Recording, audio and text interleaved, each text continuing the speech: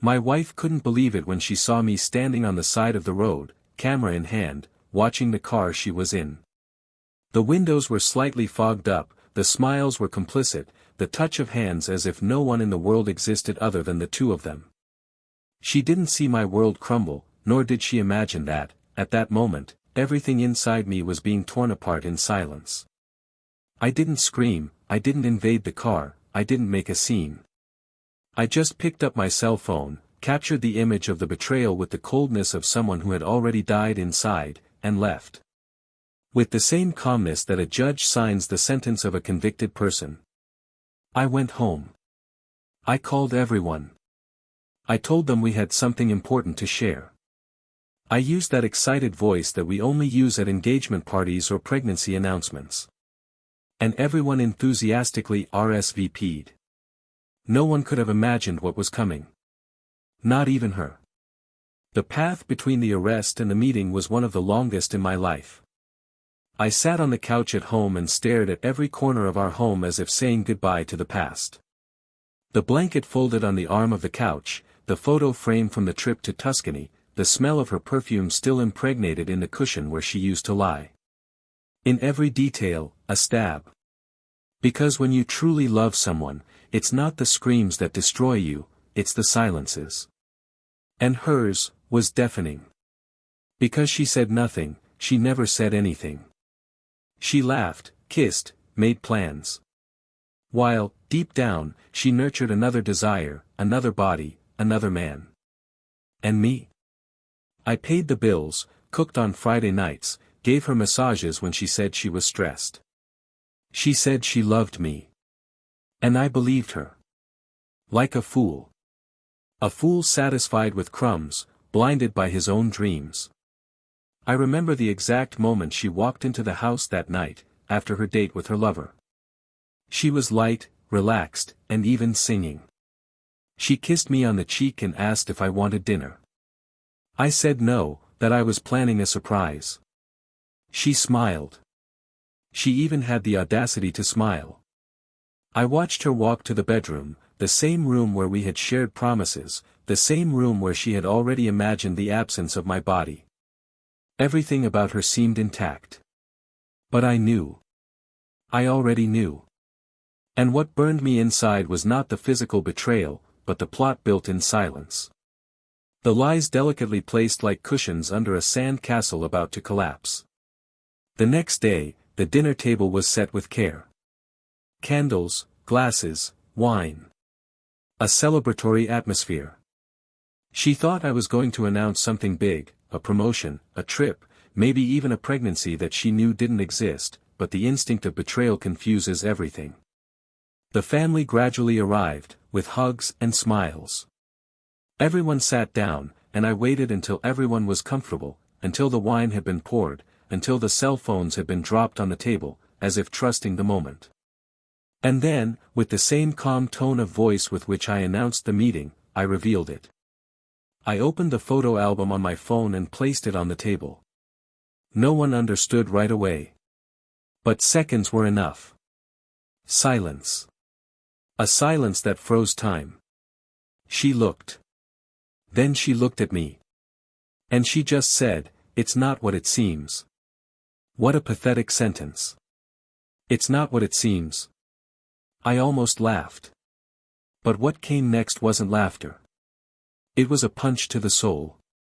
Because deep down, I already knew that, for her, it was never about me. It was never about love. It was about emptiness, ego, vanity. She didn't betray me because I failed. She betrayed me because she never had the courage to face her own holes. I was just a mirror, and mirrors get tiring when they show too much. But what no one at that table expected was what I was going to reveal next. Because what she didn't know, and neither did he, was that a few months ago she had signed a document that I had prepared as part of an asset restructuring. An innocent document, apparently linked to a possible family partnership. In reality, it was a legal clause. In the event of proven infidelity, the guilty party would give up all shared assets. And there, with the evidence exposed, I simply slid the original paper across the table, asking someone in the family to read it out loud. It was her sister who read it. Her voice wavered with each line. When she finished, the room was frozen. She couldn't breathe properly. Her lover just lowered his head, pale. It wasn't about cheap revenge. It was justice. It was the return, point by point, of every tear swallowed in silence. Because when you give everything of yourself to someone and that person betrays you, the least you deserve is to leave standing, not destroyed. And in that room, even hurt, I was standing. She wasn't. She was falling apart. Her lover tried to say something, but was interrupted by her brother, who got up from his chair and, with a look full of shame, simply said, "You're not welcome here." No one in the family defended him. She cried, but her crying no longer moved me. It was the crying of someone who lost not only a marriage, but their own name, their own history, the image they had built. For years, she had been admired as the perfect wife, the golden partner. And in a matter of minutes, it had all been shattered. Not because of me, but because of her choices. The price of freedom is not always light. And now she was experiencing the full weight of the choice she had made. When she walked out of that room, she left behind not only me, but all the bonds she had pretended to value. And I went to sleep that night alone. But in peace. And what happened to the lover? Well, he also paid the price. The leaking of the images and documentation directly affected his professional standing. He lost his job, his prestige, and his own wife, who until then had known nothing. She found out everything that same night, when the photos arrived to her via an anonymous email. And she didn't hesitate. She packed her bags, took the children and never looked back. Meanwhile, I was regaining control of my life. And for the first time in a long time, I felt whole. But the most surprising thing was yet to come. Something no one, not even me, could have predicted. A detail hidden behind the scenes of the betrayal, something that would forever change the perception of everything that happened. Something that made me realize that, perhaps, all this pain was not in vain. Welcome to the channel. Here, we do not support and never romanticize betrayal. All stories are fictional, but they carry a cruel truth: betrayal destroys lives, homes and hearts. The aim of this channel is to show the devastating consequences of selfish choices and reveal that, often, what is lost is irretrievable. Now, take a deep breath. Get ready. You are about to hear a story shocking, intense and impossible to forget. At first glance, David and Laura were one of those couples who seemed to have been made for each other. They had been living together for 14 years, married for 12, and what stood out most about their appearance was the naturalness with which they inhabited each other's gestures. When they were at gatherings with friends or family, it was not uncommon for someone to comment that they still looked at each other like they did in the beginning. David was a man with calm speech, a serene gaze, and a discreet elegance, the kind that requires no effort to impress. His intelligence was perceived more in his silence than in his speeches, and there was something about him that inspired security, as if time, with him by her side, passed by less violently. Laura, on the other hand, had a different energy. Vibrant, determined, one of those women who knew how to occupy space with ease, and who, at the same time, knew when to keep quiet. She had a magnetic presence, without being arrogant, and used words as if she were the one who weaves a conversation with precision. The two met by chance, during an event at the company where she worked, and the first glance between them was not one of immediate impact, but of genuine curiosity, the kind that grows over time, fueled by small discoveries. They lived in a large, modern house surrounded by tall trees and a well-kept garden that had always been David's refuge on Saturday mornings. He liked to wake up before the sun, make his own coffee, and walk on the porch while the world was still waking up. Laura, on the other hand, was more of a nocturnal person. Her design studio was on the upper floor of the house, a space filled with canvases, fabric samples, fashion books, and drafts of projects spread out in an order that only she understood. She had her own business, which gave her freedom of schedule and a certain recognition in the city's creative circles. David, a civil engineer and partner in a well-positioned construction company, spent most of his time between construction sites and meetings. Despite his busy schedule, he made a point of being present in the little things. He prepared dinner a few times a week, remembered important dates, and surprised people with flowers, even for no reason. To outsiders, their marriage was a perfect combination of routine, love, and respect. But, like every long relationship, marriage also had its silences. And it was in these silences that the greatest complexities lived. Laura, for the last 2 years, has been questioning the direction of her life. Despite her love for David, she missed something she couldn't name. Sometimes, all it took was a different smell in the air or an old song playing on the radio to bring about an inexplicable nostalgia. She missed versions of herself that seemed forgotten, as if part of her identity was dormant within that marital stability. She wasn't unhappy, but she didn't feel completely alive either. David, on the other hand, was in a moment of professional expansion. He had won an important contract, which would take his company to another level, and he dedicated himself intensely to the new phase. But even when he was immersed in work, he never stopped looking at Laura with the same care. He was, above all, loyal.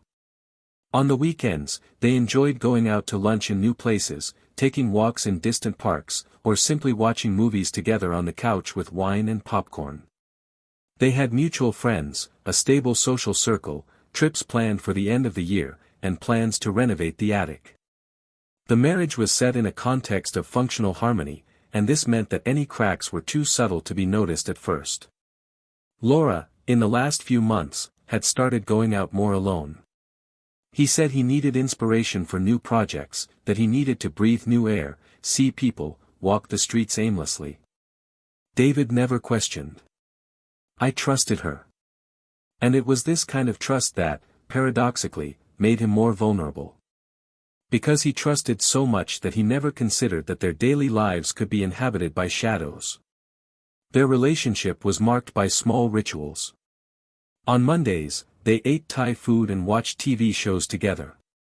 On Sunday mornings, they had breakfast in bed. They exchanged cards on special occasions, but they also left notes on the bathroom mirror or the refrigerator door. They had a shared playlist on their cell phones and a photo album that they updated every year with the best moments from their trips. Above all, they had a story. A story built with patience, respect, and complicity. A story that, to outsiders, seemed unshakable. But the deepest feelings rarely scream. They insinuate themselves. And the most dangerous insinuation is the one that appears when everything seems fine. David had been feeling a sort of disconnect in recent weeks, but he attributed it to work stress, fatigue, and the demands of adult life. Laura had become more introspective, although she still had her usual smile and touch. Sometimes she seemed distant during dinner. Other times, she took longer to respond to messages. But nothing that would justify suspicion. After all, their love had a history. It had roots. They had overcome crises before, although none serious enough to leave scars. For him, what kept them together was stronger than any storm. Laura, for her part, had been trying to understand her own feelings. I knew I loved David, but I also felt like he had turned into someone I no longer recognized. He started dressing differently, changing his work schedule, and avoiding social engagements with the couple's friends. She said she was in a stage of personal rediscovery, that she needed space for herself. David supported. Even with some admiration. He always found her creative restlessness and her ability to reinvent herself charming. I believe that this was part of Laura's artistic personality. He never considered that there could be something beyond. And it was in this absence of distrust that everything began to change. The relationship with both of their families was strong. Laura's mother visited her every week for coffee and conversation. David's retired parents lived in another city, but they spoke to him every Sunday via video call. Close friends were used to seeing them as a model of a balanced couple, and Laura was often seen as an inspiration by her friends, not only for her independent career, but for the way she conducted her marriage. She was called the woman who has everything. And maybe that sentence started to weigh on her. Because having everything, sometimes, means not knowing what else is missing. David had no idea that his routine was beginning to change before his eyes. He still believed that the foundation of their relationship was solid. He still dedicated himself to his work with dedication, preparing special dinners for Laura on Friday nights, and dreaming about a future with her. He still made plans to open a second office for the company in another city and take her with him. Most of all, he still believed that their love was secure. And when you believe that for a long time, any cracks go unnoticed until the ground gives way all at once. Their daily lives continued with their usual sounds, the noise of the coffee machine in the morning, the doorbell ringing at 6 p.m. with the delivery from their favorite restaurant, the instrumental music that Laura played in the studio while she worked. Nothing seemed out of place. Appearances did not cry out for help. Love didn't seem hurt. And that is exactly why no one, absolutely no one, could have imagined what was about to happen. The story of that couple, built with so many small gestures and shared silences, was on the verge of a brutal breakup. Not for lack of love, but due to an excess of unspoken areas, choices made in secret, misinterpreted desires and poorly managed spaces. And when the moment of rupture arrived, it would not come with shouting or fighting, but with the coldness of a document signed with the ink of disillusionment. The peace of everyday life would be broken by something that slept hidden between the lines of seemingly ordinary days. What no one knew, not even David, was that a decision made months earlier, as a precaution, would become their greatest weapon. And when the truth came out, it would not only change the course of their lives, but it would reveal how much we know, or don't know, about the people we choose to share our lives with. Laura started going out more and more alone. At first, it was for coffee on Tuesday afternoons, where she said she was looking for inspiration. Then came design events, exhibitions, and creative fairs, where she said she needed to be present to stay connected with the market. David didn't find it strange. He had always welcomed her autonomy and the passion with which she spoke about her work. He trusted her. And perhaps that was his first mistake. Trusting her so much that he didn't question the details. When she started coming home late, saying she had met with colleagues to discuss ideas, he would just say he hoped it had been productive. When she changed her usual perfume for a sweeter, new fragrance and started putting on makeup for simple trips to the studio, he smiled and said she looked beautiful. When she changed her loose, comfortable clothes for more fitted pieces that left her shoulders exposed and her lips always with a new shade, he said he admired the way she always reinvented herself. Nothing seemed like a warning. It was all part of the creative woman he loved so much. But over time, something began to tighten in David's chest. Small slips. A lipstick stain on the napkin that didn't match the color she was wearing when she left. A scent of red wine on a day when she said she had only gone to the bookstore. A message that arrived on her cell phone while they were watching a movie and that she quickly deleted, as if trying to hide a secret with the most natural gesture in the world. He didn't want to doubt it. But the discomfort grew silently, like a persistent drip on a cold dawn. He tried to push the thoughts away, to tell himself that it was all just the result of tiredness, of the natural distance that time brings. But something in his instinct, an uncomfortable premonition, began to infiltrate the gaps in his routine. It was on a cloudy Thursday afternoon that David left work early without warning. Not out of explicit suspicion, but because something inside him was pushing him to see what Laura was doing. He didn't want to catch anyone red-handed, he didn't want to feel what he already suspected. Deep down, he wanted to be proven wrong. He got in his car and drove in silence, without music, with his eyes fixed on the road and his heart restless. He stopped a few blocks before the studio and continued on foot, silently, observing from a distance. The store next to the studio was closed. There was only one car parked in front, a dark sports model, with tinted windows and license plates he didn't recognize. Laura hadn't mentioned any visitors that day. He waited on the other side of the street, protected by the trees, watching the side gate. It took about 20 minutes until he heard a muffled laugh. Then the gate opened. She appeared first, smiling, her hair tied up in an improvised way, as if she had gotten ready in a hurry. Behind her, a tall, dark-haired man in a suit. They were leaving together, but separated by inches that, to David, screamed intimacy. The man looked at her with a familiarity that did not match a professional relationship. When they reached the car, she looked around. He grabbed her arm and pulled her close. The kiss was quick, but intense. Laura rested her head on his shoulder for a few seconds before they got into the vehicle. The car drove off slowly, disappearing around the curve. David remained still for long minutes, feeling his chest empty. He did not scream. He did not cry. He did not move a muscle beyond what was necessary to keep breathing. He walked back to the car as if he were obliged to carry his own body. When he got in, he kept his hands on the steering wheel, in silence. He felt like a stranger in his own story. And everything began to reconfigure itself in his mind.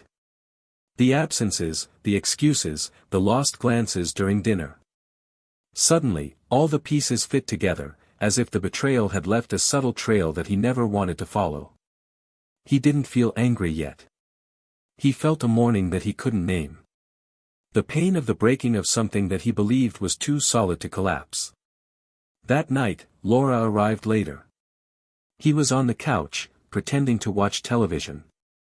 She gave him a light kiss on the top of his head, said she was exhausted. He just nodded. The smell of the same new perfume, the euphoric tone, the attempt to seem normal. She talked about a project she was going to present, mentioned names he had never heard, laughed to herself. David heard her as if he were outside his own house.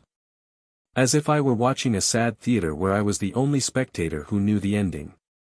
In the following days, he pretended. He woke up, had coffee, went to work, came home, had dinner with her. He asked her trivial questions, pretended to be interested. In the meantime, he hired an investigator. He didn't want quick answers.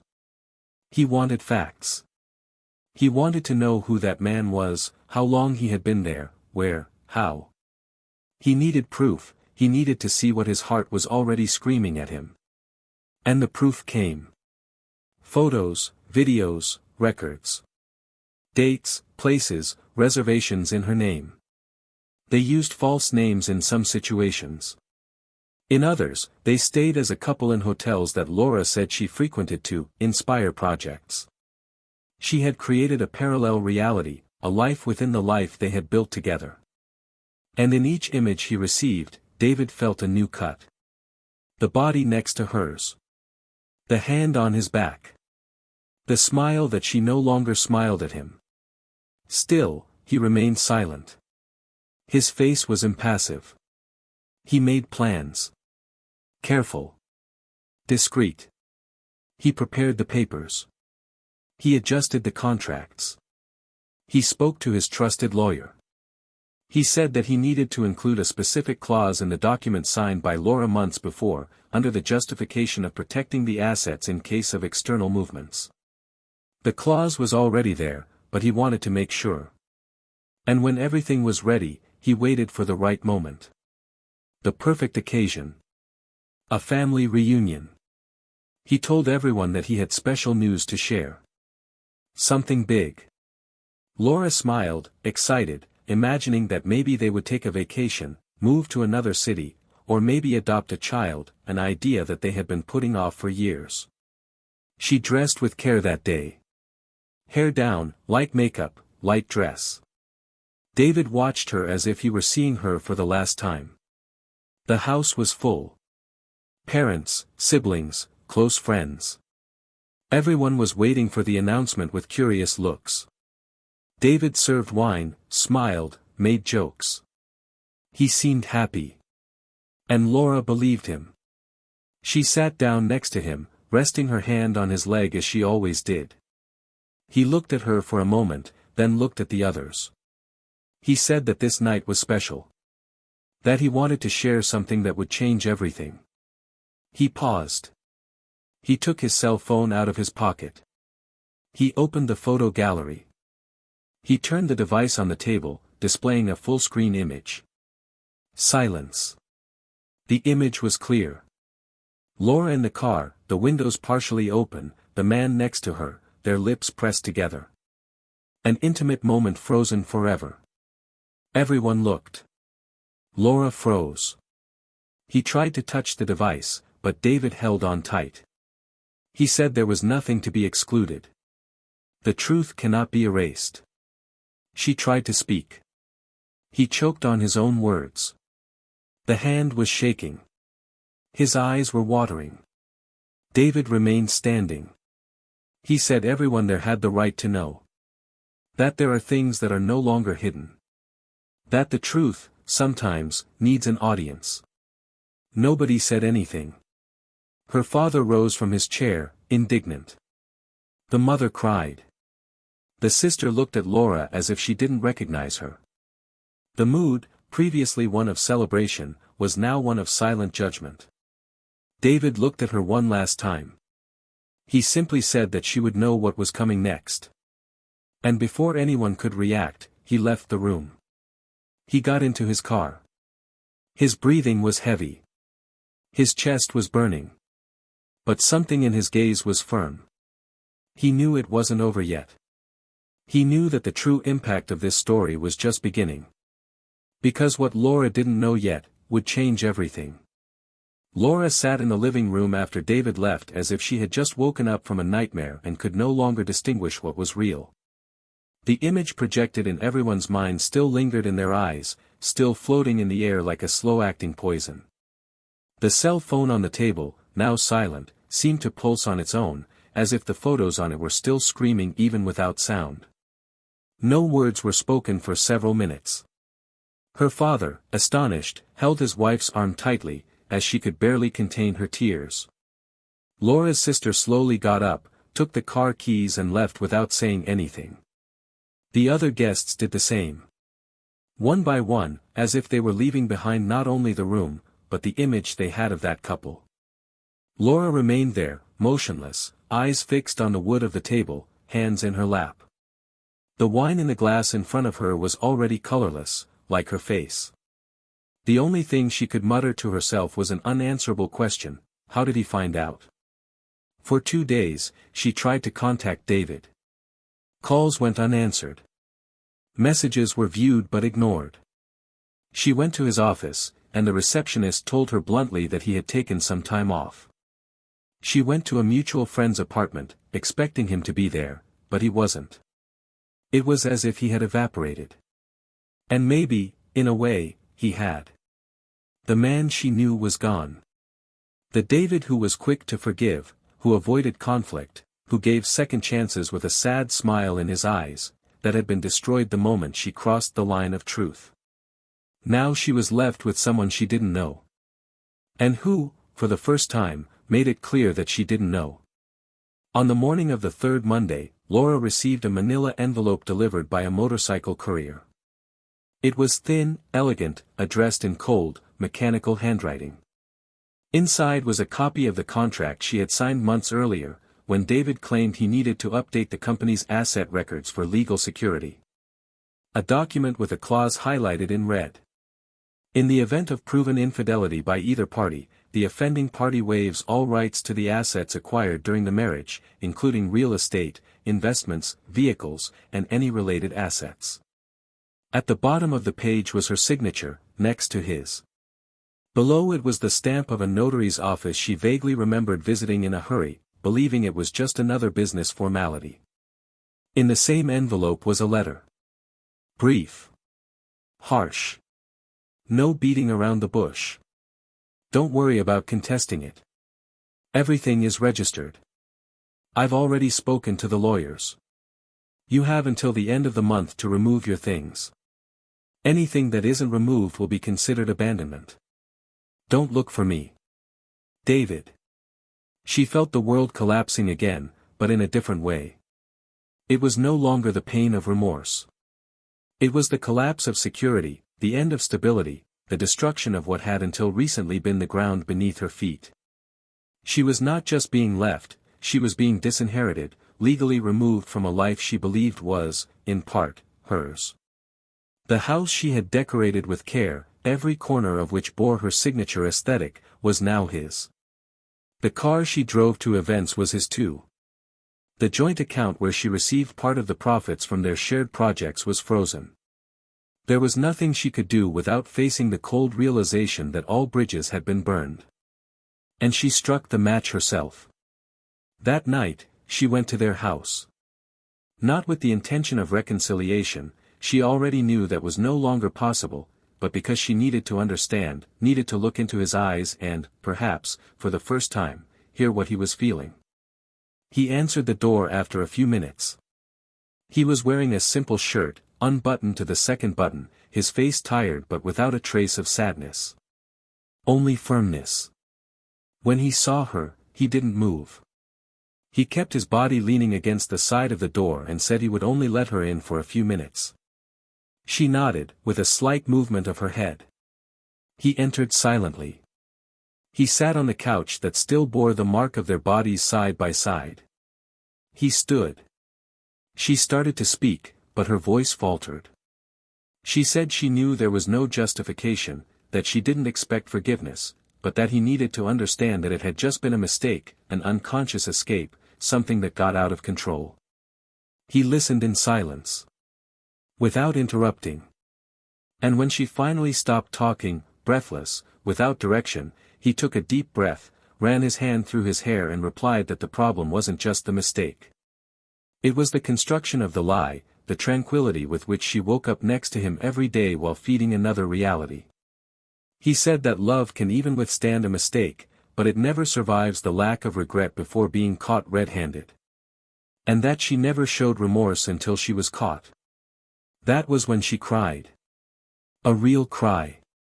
Naked. Desperate. But it came too late. David was no longer the same man. And what came next was even more devastating. He invited her to sit at the dining room table. On the table, a folder with documents. Contracts. Copies of emails. Receipts. Statements. And in the center, a photograph. It was not a photo of Laura with her lover. It was an image from another moment. David and a lawyer in a meeting. Date, 2 months before the arrest. The photo had been taken by someone inside the office. She didn't understand right away. Until he revealed what she could never have imagined. He had known about the betrayal for a long time.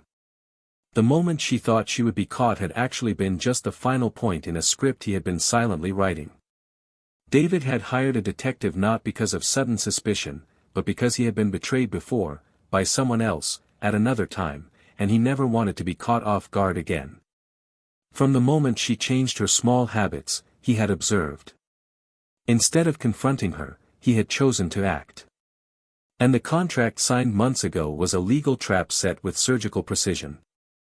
Every word was calculated, every clause designed to protect him from the pain he anticipated. And when the evidence began to arrive, he did not allow himself to explode. He wanted to turn the pain into a strategy. And he succeeded.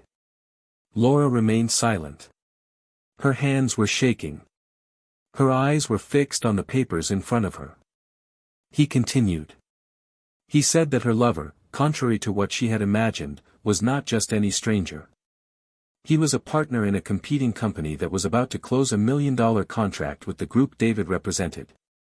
The extramarital affair, in addition to everything else, represented an ethical and professional conflict. And now, with the evidence in hand, David had not only destroyed their relationship, but also sabotaged the business negotiations of the man who had unwittingly helped to destabilize his personal life. Everything had been calculated. The infidelity contract. The family meeting. The strategic exit.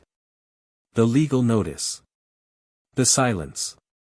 Every action David took was designed so that, in the end, he would not only walk away from Laura, but also emerge from the abyss with something she never expected, control. Because she expected screams, implosions, emotional outbursts. She expected him to despair, to beg, to confront her with tears. But he chose coldness. Logic. The weight of the consequences. And that, for her, was more painful than any scream. As he got up from the table, David made it clear that there was no going back. That she should remove her belongings by the end of the week. That they would no longer talk. That every memory of what they had been together, for him, was now filed away in his memory as a warning of what he would not allow again. As Laura left the house, she took one last look at the living room. The sofa, the folded blanket, the books on the shelf. Everything there looked the same. But everything had changed. Including her. And it was there, in the silence of the hallway, that she finally understood, sometimes, the greatest punishment is not abandonment. It is being left with everything that can no longer be touched. Laura spent the following days like an absent body inside a living structure. She slept at the house of a friend who had offered her a small room at the back of a simple two-story house, where the window looked out onto a colorless wall. The nights were long, and the silence seemed to mock what was left of her inner voice. Nothing she did gave shape to the regret that was growing inside her like a ton of weight. She no longer cried like before. Now she cried silently, without tears, at times when her body shook on its own, for no apparent reason, and the air seemed thin even with all the windows open. She was exhausted, but she couldn't sleep. She was hungry, but she couldn't eat. The world, which until a few days ago had been wide, dynamic, vibrant, had become a single narrow corridor through which she walked without knowing where it would lead. She tried to rescue some idea of redemption within herself, but everything seemed small compared to what she had caused. David, on the other hand, was in the process of rebuilding. Not a happy or relieved reconstruction, but a lucid, necessary, thorough reconstruction. He had begun to remove from the house everything that bore the mark of a past that he now no longer wanted to relive. He had the master bedroom painted a new color. He changed the furniture in the room, the position of the pictures, the cutlery, even the glasses. He packed everything into boxes, labeled it with dates, but didn't throw it away. He just locked it in the garage storage room as if it was part of a memory he wasn't ready to destroy yet, but also didn't want in sight anymore. He began to receive friends for simple dinners, to fill the spaces with new voices. He ran back to the park, picked up the books he had abandoned, and, without rushing, began to learn to be alone. Not with sadness. But with awareness. The same conscience that had guided him there, and that now became his greatest shield. It was on a gray Wednesday afternoon that Laura unexpectedly showed up at his office. She was dressed in modest clothes, her hair tied in a hasty bun, and her gaze no longer asked for forgiveness, just for space to speak. The receptionist was startled to see her there, but she didn't dare stop her. David, upon seeing her, simply looked up from the monitor and pointed to the chair in front of him. He said nothing. He waited. She sat down with her hands in her lap and took a deep breath before speaking.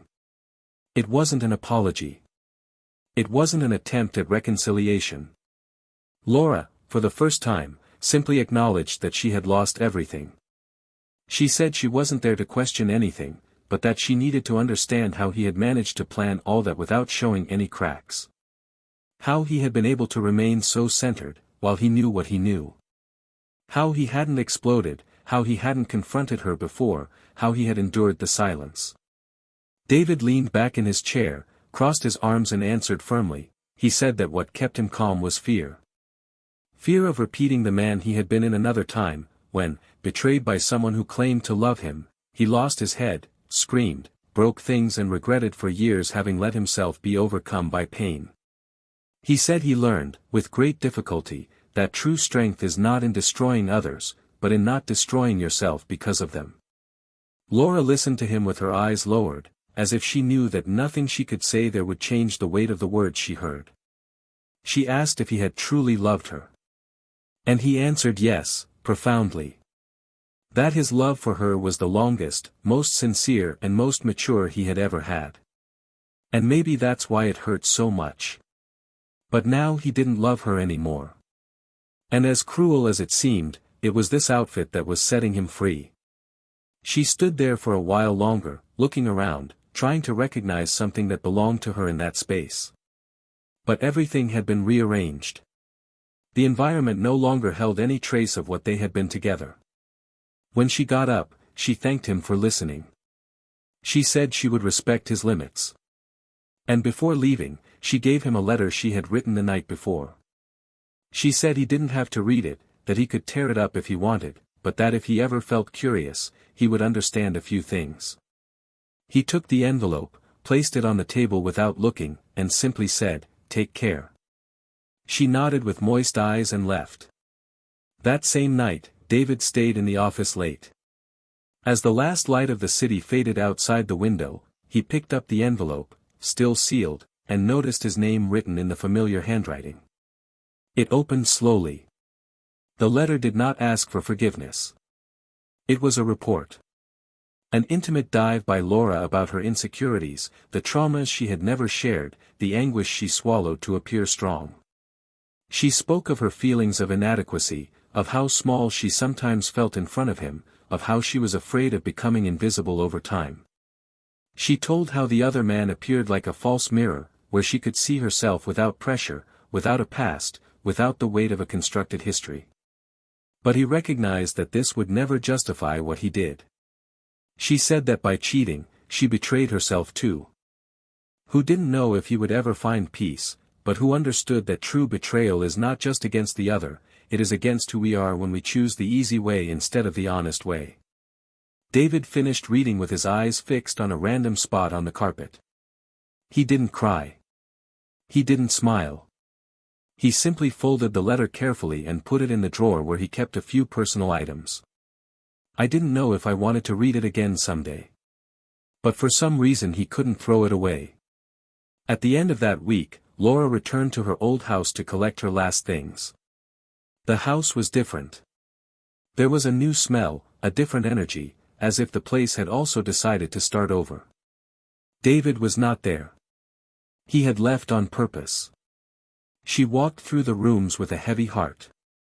She touched the door frame of the bedroom, ran her hand over the sofa, took a deep breath in front of the walls that had so often heard laughter, whispers, and arguments.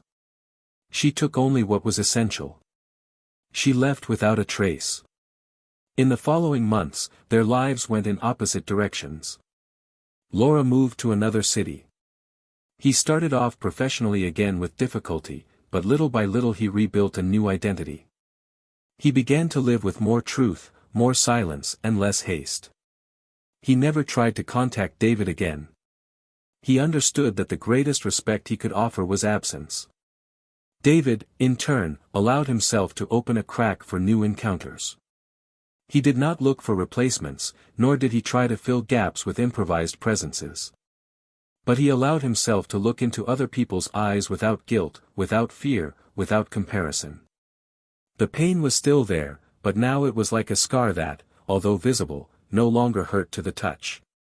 Until, one unexpected afternoon, during a professional event in another city, David met a woman named Helena. She wasn't as pretty as Laura, nor as charismatic, but there was a truth in her eyes that he hadn't seen in a long time. They talked for hours about books, architecture, wine, and loss. She had also been through a divorce, she also carried pain, but she spoke of it lightly, as if she had learned to forgive herself. David felt, for the first time in a long time, comfortable. Not euphoric, not enchanted, just comfortable. And that, at that moment, was worth more than any passion. Meanwhile, Laura walked down a quiet street at dusk, and felt the wind blow through her hair with rare serenity.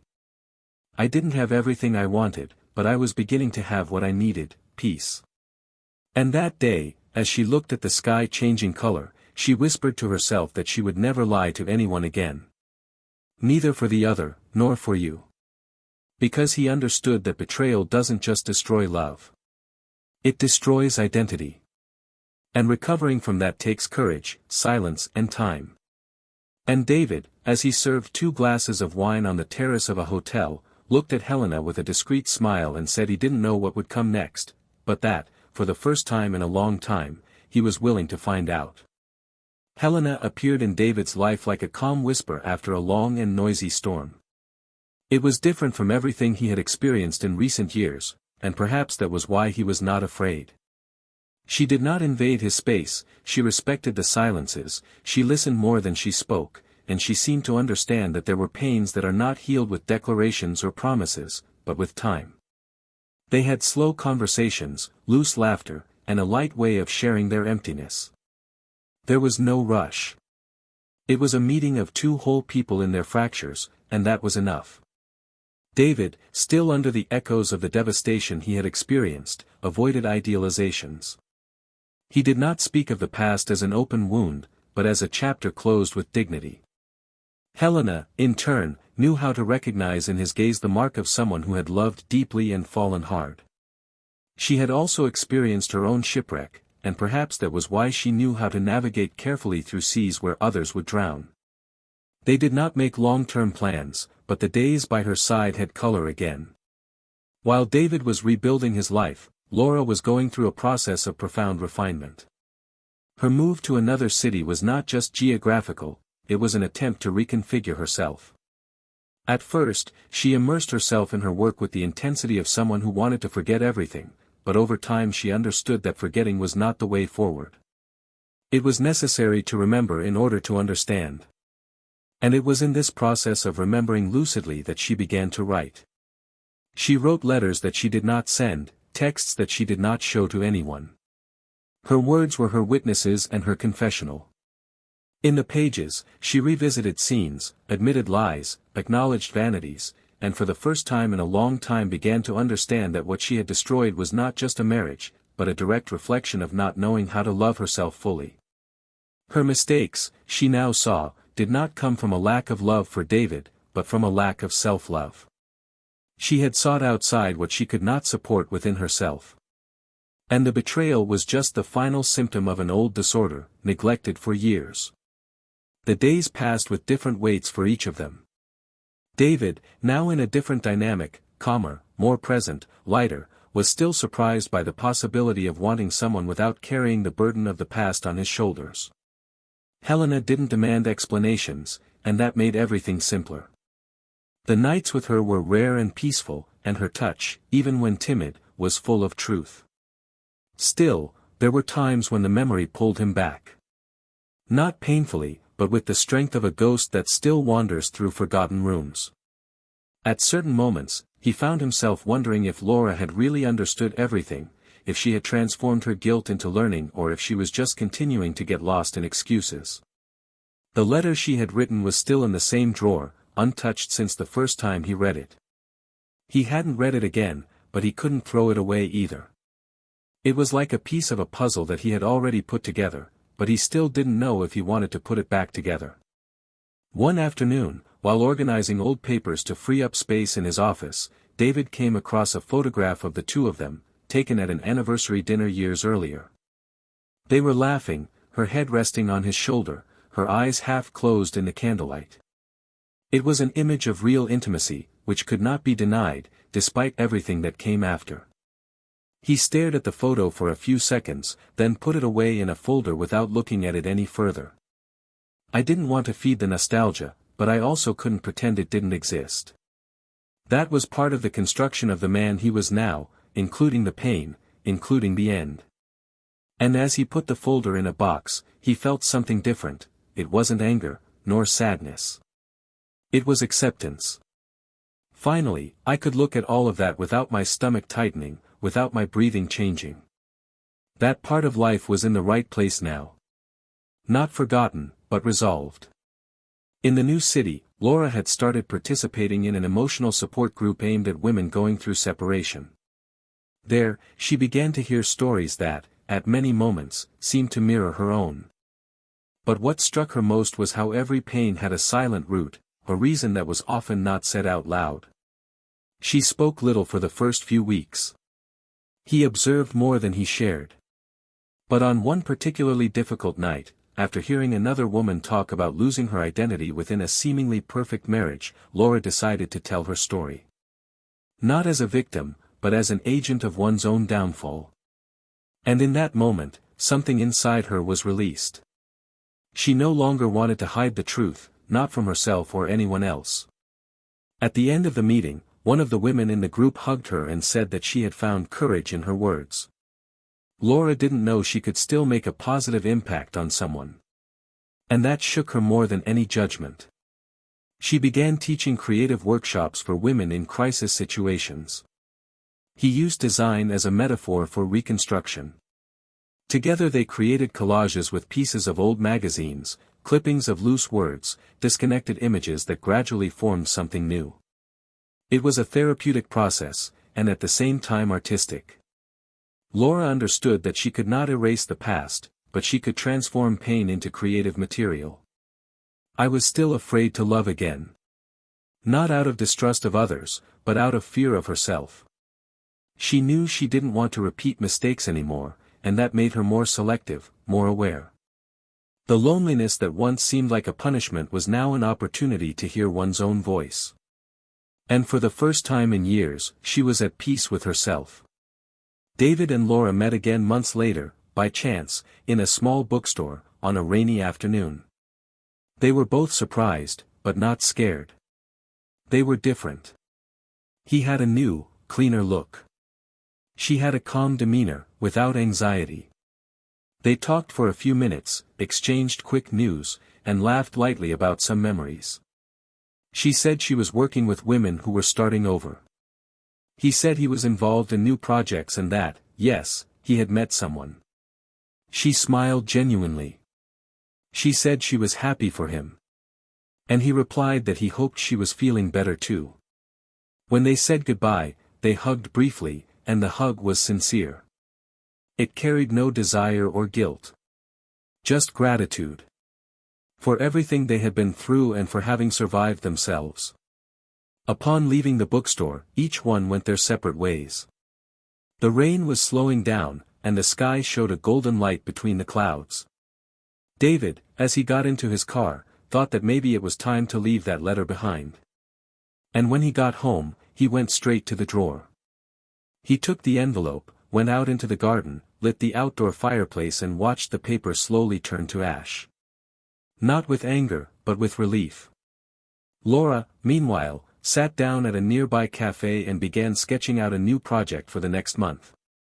I had a new idea, inspired by everything I had experienced. It wasn't about betrayal, nor was it about pain. It was about reconstruction. The dilemma was now, how to move forward with a clean heart after so many scars. How to allow love back without repeating past mistakes. How can we make room for someone new, without comparing them to what was, without expecting redemption from outside? David felt that with Helena there was a real possibility. But I knew that love cannot be built on promises, only on truths. And Laura, in turn, understood that perhaps the greatest love she had in her life, from that day on, was the love for herself. Not in the selfish sense, but in the deep sense of someone who has learned to listen to themselves. And so, with their paths separated and the past finally in its rightful place, they were both ready to live whatever came their way. No longer bound by pain, nor by guilt, but by conscience. Because the greatest consequence of betrayal, perhaps, is not the loss of the other person. It is the inevitable confrontation with who you have become. And this confrontation, once overcome, can become the greatest of new beginnings. Laura's permanent move to a small apartment in a quiet neighborhood brought with it a sense of finitude. The box containing the last remaining objects from her past life had been left in the corner of the living room for weeks. Inside were empty frames, loose mementos, and a scarf she had found under the bed, still smelling of her old perfume. She didn't know exactly why she had brought it, perhaps as part of an unconscious ritual, perhaps as proof that not everything can be left behind cleanly. Her days there were filled with new commitments, workshops, lectures, freelance work, but there was a space between events that remained too silent. A space that didn't ask to be occupied, just noticed. It was no longer sadness, nor longing. It was just a stable emptiness, like a shadow that stops being scary when you learn to walk alongside it. One day, at the end of one of the workshops she was giving to a group of recently divorced women, one of them asked her if she believed it was possible to love again after causing so much damage. The question hit her hard because it wasn't a provocation. It was sincere, raw, born from the fear of starting over. Laura looked into the woman's eyes for a few seconds before replying that yes, it was possible, but that love could no longer come as salvation. That her mistake had been to expect the other to cure her, confirm her, complete her. And now, if I were to love again one day, it would be from another place, from the encounter between wholes, not needy halves. The woman smiled with teary eyes. And Laura understood, at that moment, that she was, in the suit, in another version of herself. On the other hand, David continued to indulge in small experiences with Helena. Unhurried dinners, short walks in the middle of traffic, conversations about topics that had nothing to do with the past. They still didn't talk about living together or about building something in a hurry. Their relationship was made of breathing. Over time, he had stopped comparing every gesture, every look, with what he had experienced before. What he had now was not as intense as it had once been with Laura, but it was more stable, more gentle. And maybe that was what he needed. One autumn Sunday, while they were having breakfast on a hotel balcony, Helena mentioned a job offer in another city. She said she was thinking about accepting. She didn't ask for his opinion, nor did she suggest that he go with her. She just shared it. David was silent for a moment. Then he told her that she should accept, if she felt it was the right thing to do. That he didn't want to be a factor holding anyone back in their lives. Helena smiled, touched his hand and said that she didn't expect any other answer. The following week, she moved in. They promised to see each other and kept in touch, but their meetings became sporadic. There was no resentment, no end. Just an unnamed pause. And David, alone again, understood that perhaps this was the cycle he needed to end. The search for new relationships as a way of covering the echo of old ones.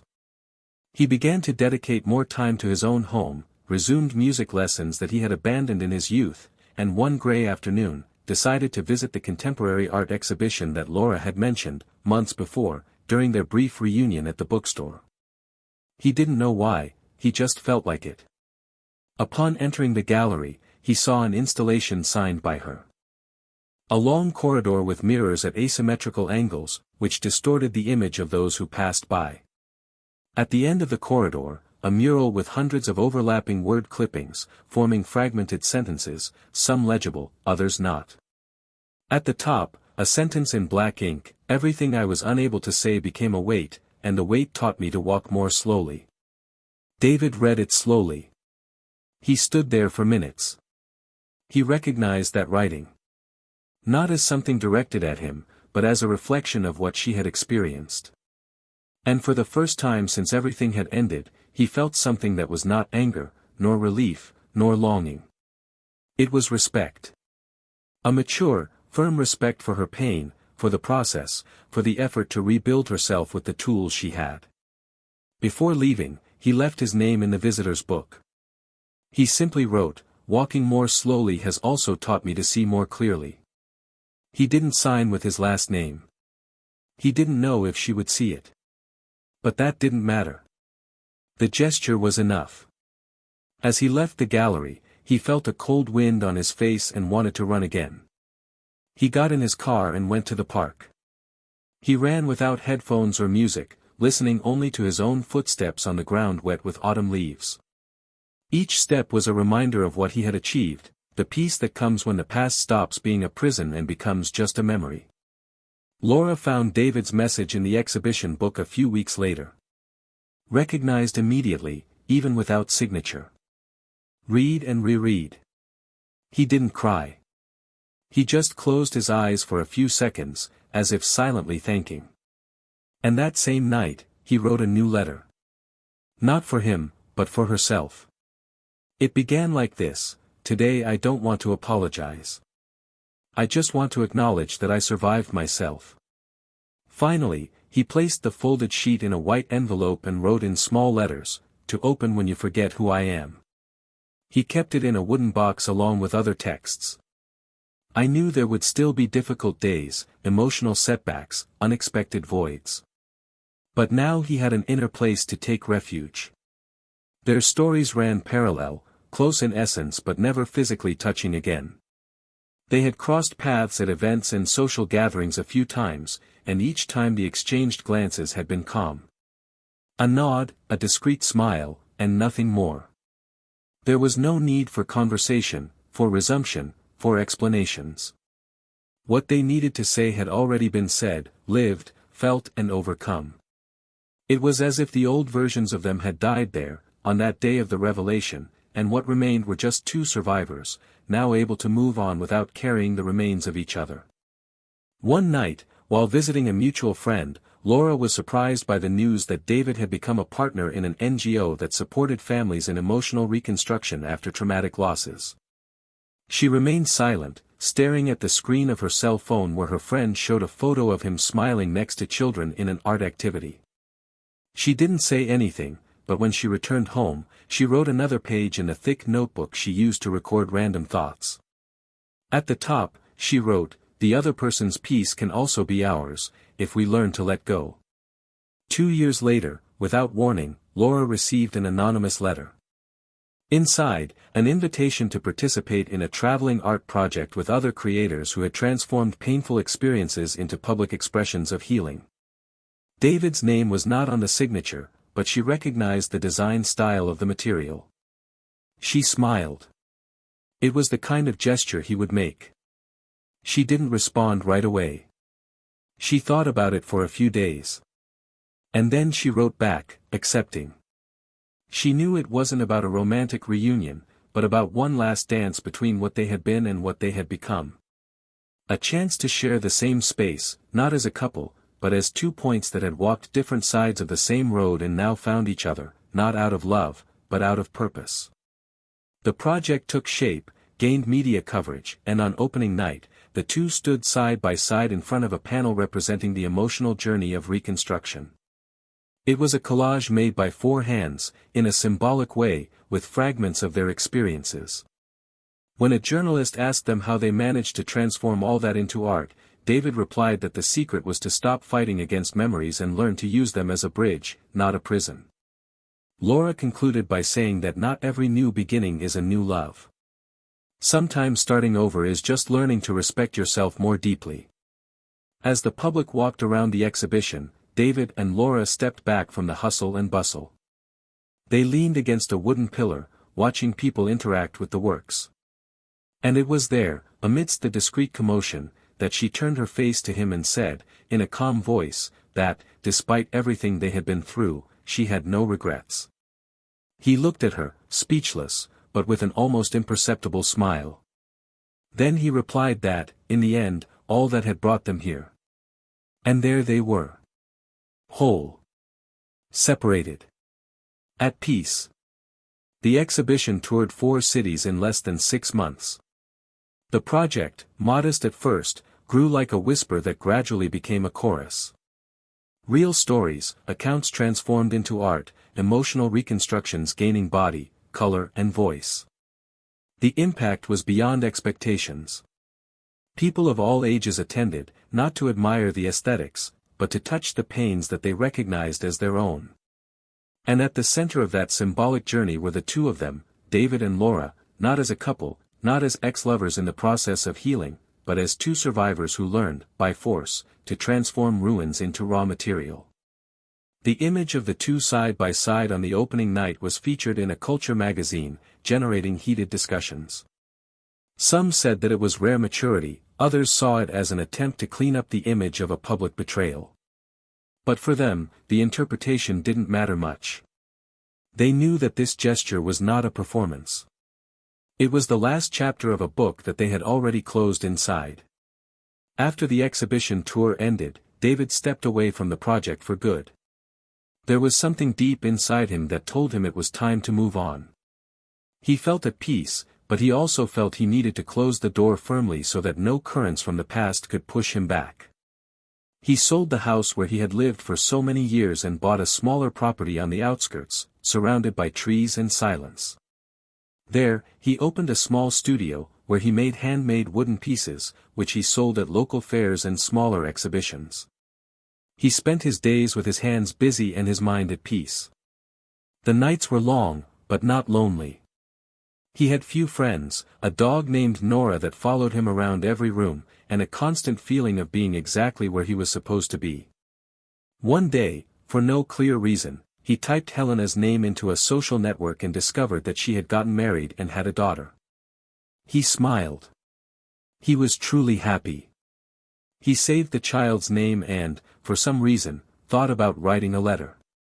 But he didn't. He did something simpler. He wrote the girl's name on a piece of wood with a pocketknife and placed it on a high shelf. It was his way of saying he was there, silently grateful for the presences that came and went without harm. Laura, on the other hand, went in an unexpected direction. After the exhibition, she was invited to teach a course at a local university on art and personal reconstruction. At first, he refused. I still thought I wasn't capable of teaching.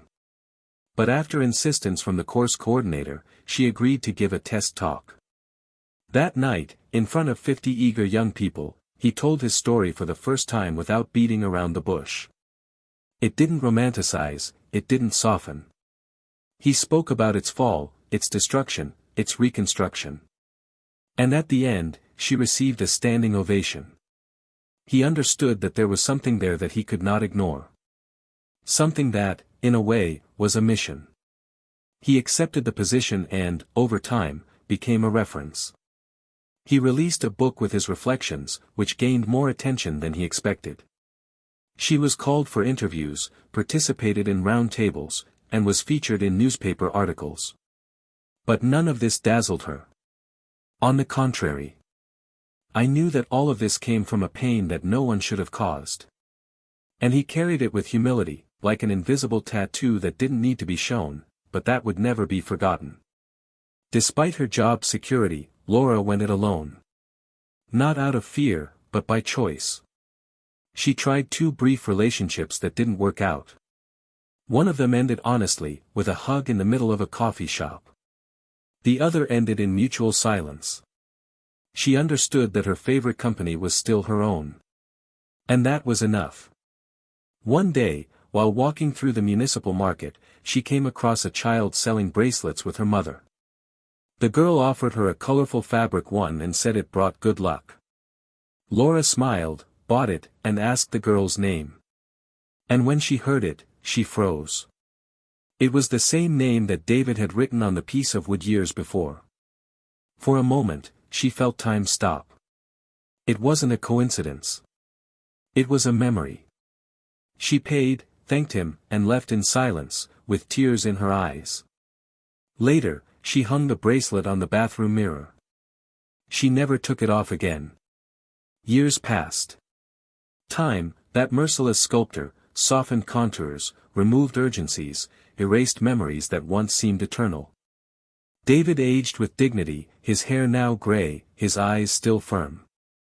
Laura, with wrinkles at the corners of her eyes and an upright posture, continued to walk through classrooms and listening spaces.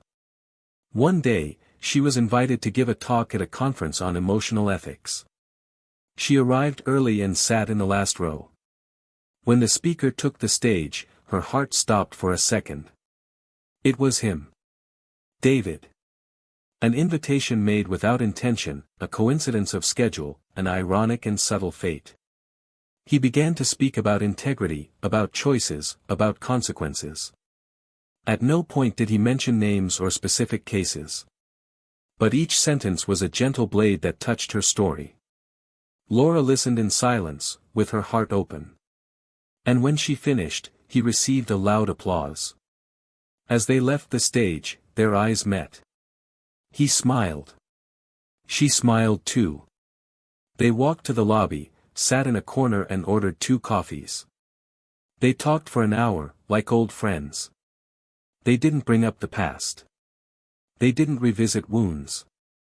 They just talked about life, about changes, about discoveries. When they said goodbye, there was one last gesture. Laura reached out her hand, took his and said, "Thank you for showing me who I was, even when I didn't want to see it." He calmly replied, "You taught me to survive what I thought would destroy me." And there, in that light touch, everything ended. David went back to his house, prepared a simple soup, fed Nora and went to the balcony. He looked at the sky for long minutes before writing in his notebook, "Finally, everything is in place." Laura went back to the hotel, took off her earrings, washed her face and wrote on the last page of the old notebook, "I am whole, and that is enough for me." They both knew that their lives would never be the same after what they had been through. But they also knew that they had overcome the worst. The lies, the guilt, the fear, the loneliness. Now all that was left was the freedom to move on without having to prove anything to anyone. And so ends this story. A story where there was no romantic redemption, but there was healing. Where the endings were not happy in the classic sense, but were human, deep and true.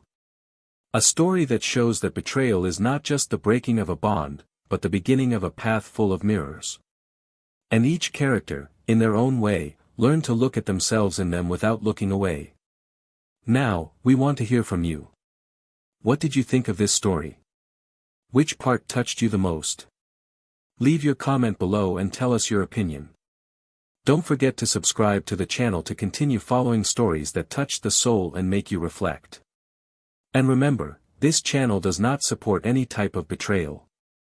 Our purpose is to show, through fiction, how choices have real consequences. Until the next story.